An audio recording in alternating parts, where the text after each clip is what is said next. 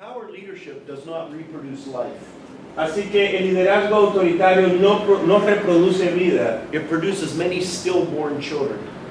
Can you say that again? Produces stillborn children. I don't know, children that are dead upon arrival. Produce como Producen no, es como los niños que están muertos antes de nacer. Exacto. Es lo que Nacen él muertos, dice que sí. el liderazgo autoritario es el Nacen tipo de...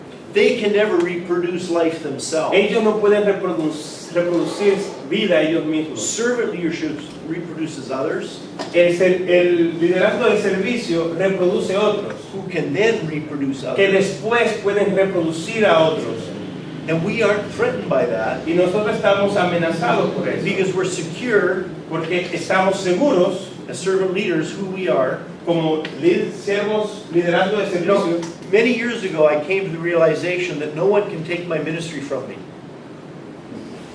Many years ago I came to the realization Hace muchos años yo me di cuenta, pude darme cuenta que nadie puede quitarme mi ministerio. that no one can take my ministry from me. Nadie puede quitarme mi ministerio. They can take my church, Ellos pueden tomar mi iglesia, they can take the organization, pueden tomar la but organización, they can't take my ministry. pero no pueden tomar mi ministerio. Why? ¿Por qué?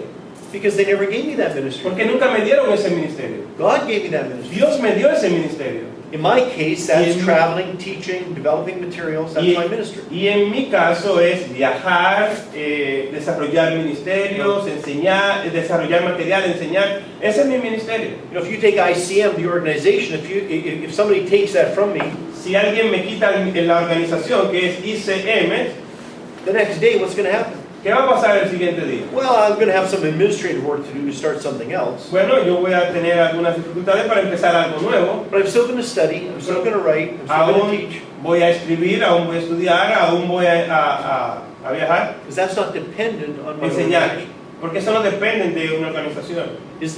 Are you dependent on the position that you have to do your ministry? Tú solamente dependes de la posición que tú tienes para hacer el ministerio. It's a dangerous place to be. Es un lugar peligroso.